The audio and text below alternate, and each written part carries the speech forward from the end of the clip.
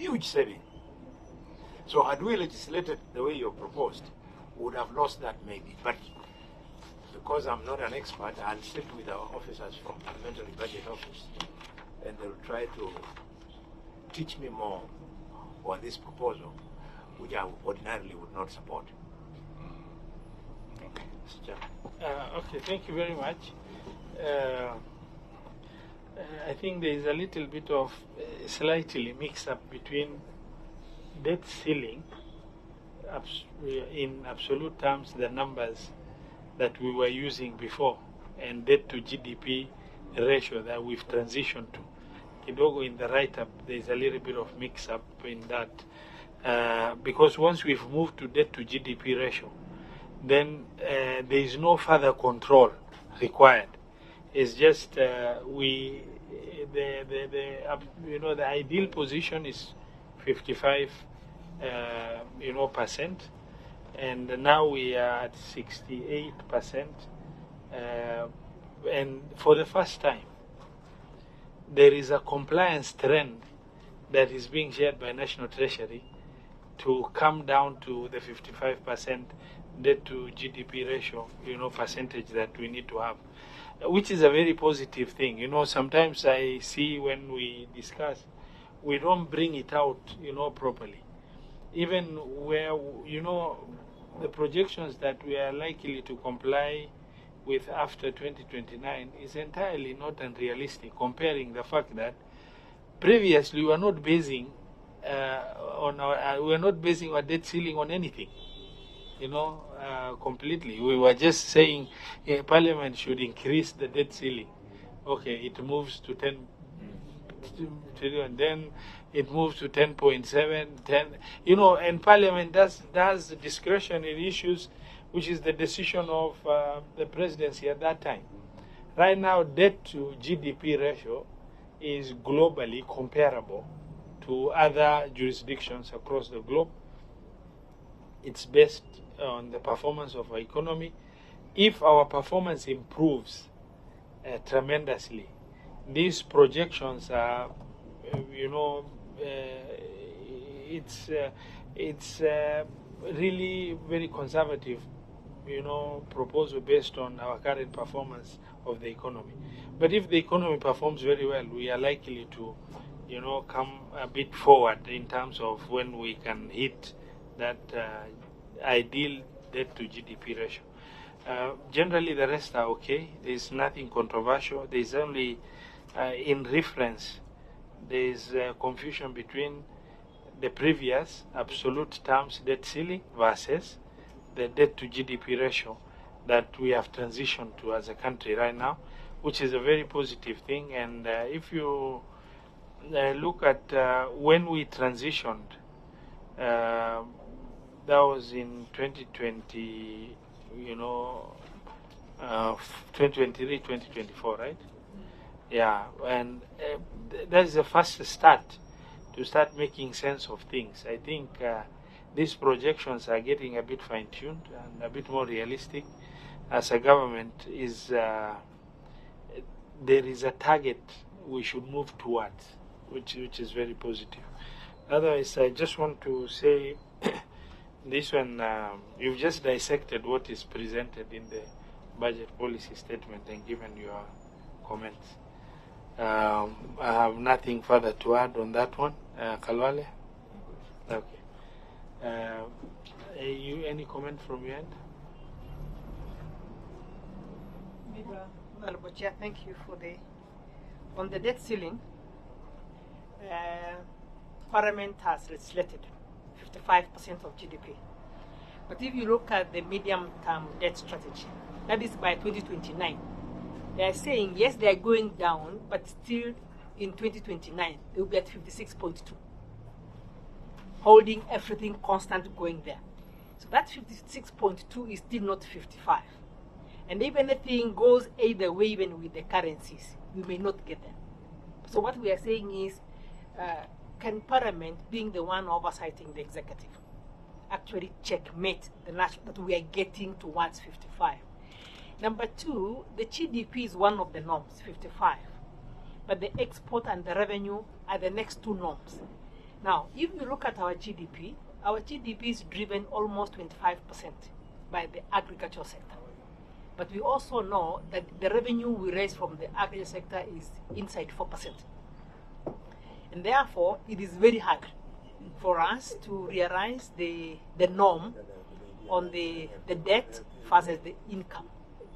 Number two, because we are also exporting, not completed, not value added, most of our exports. The amount of money we are attracting is also not enough. So then what we are saying is, yes, we have government programs in terms of the value chains, in terms of value addition. But if you look at the manufacturing sector and how the manufacturing sector is performing, it's not in tandem with the wish of the government policy. We are doing very minimum to support the manufacturing sector.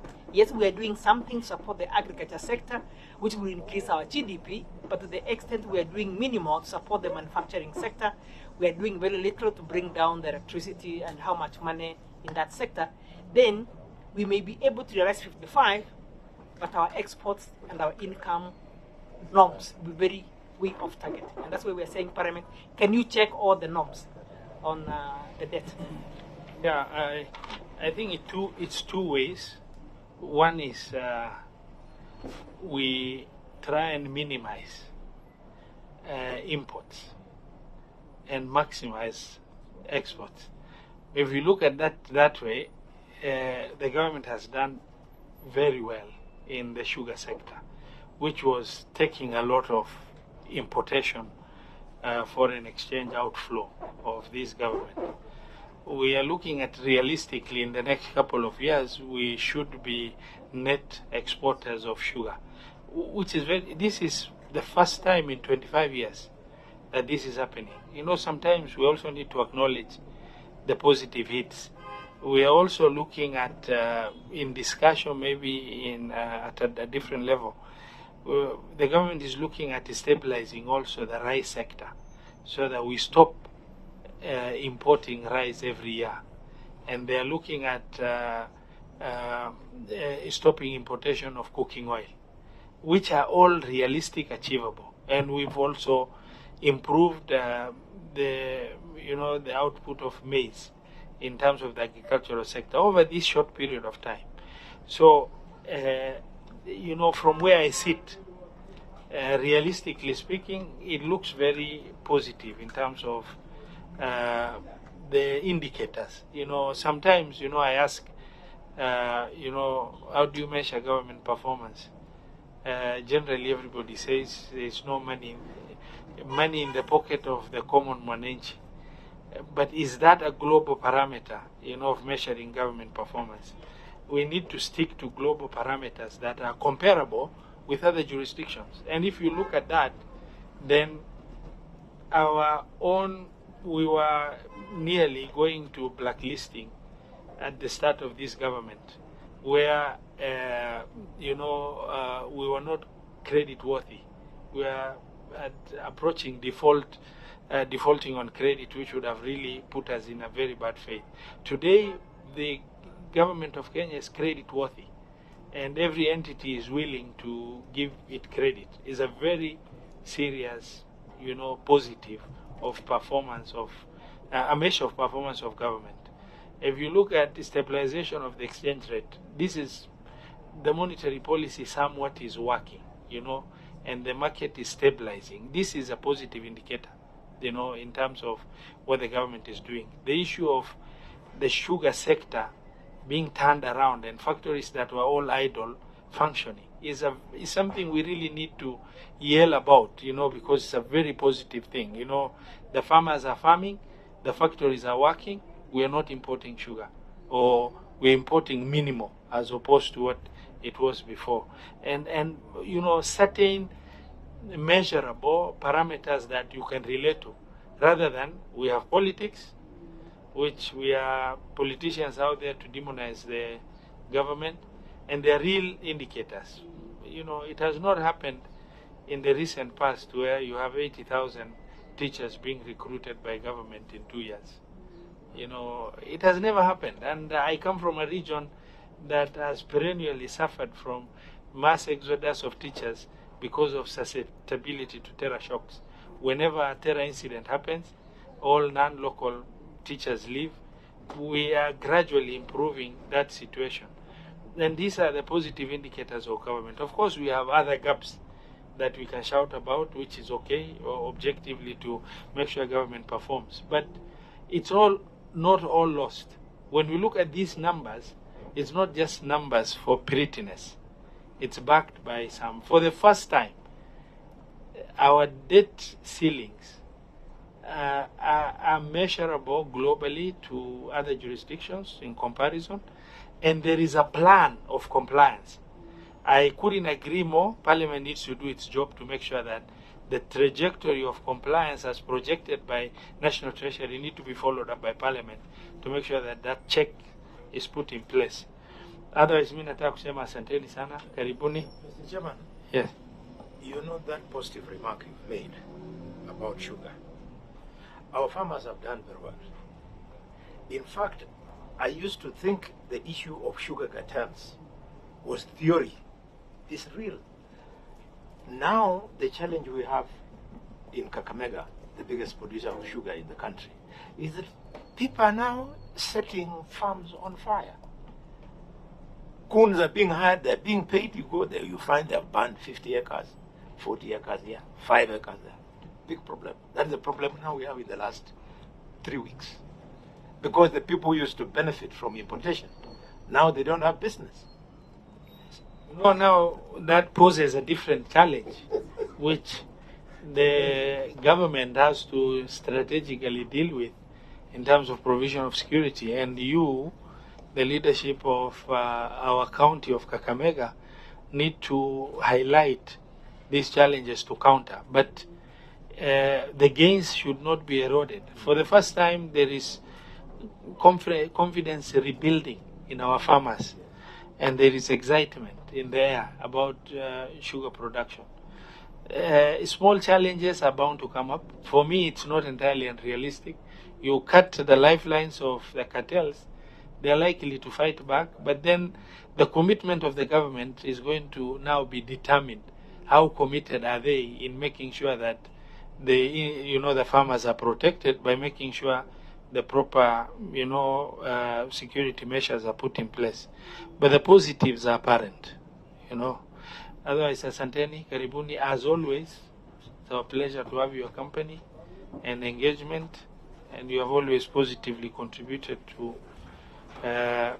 what we share with you collectively, the mandate that we have in helping our public. Vice Chair, karibu.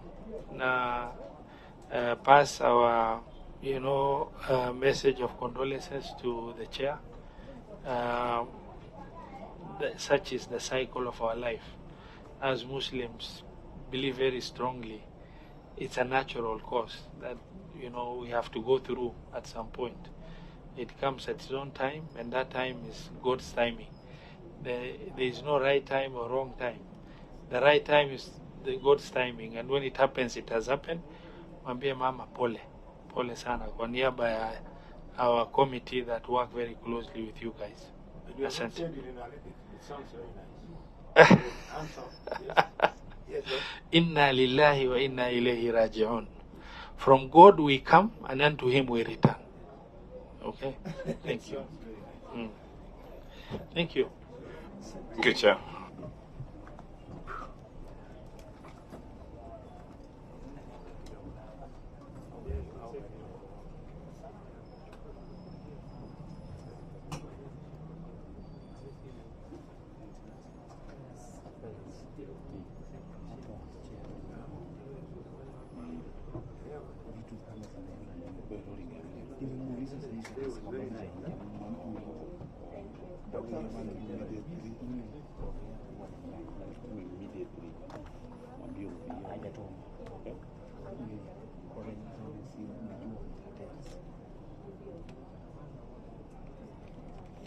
Nimesha budget hiyo the moment alisema, so sisi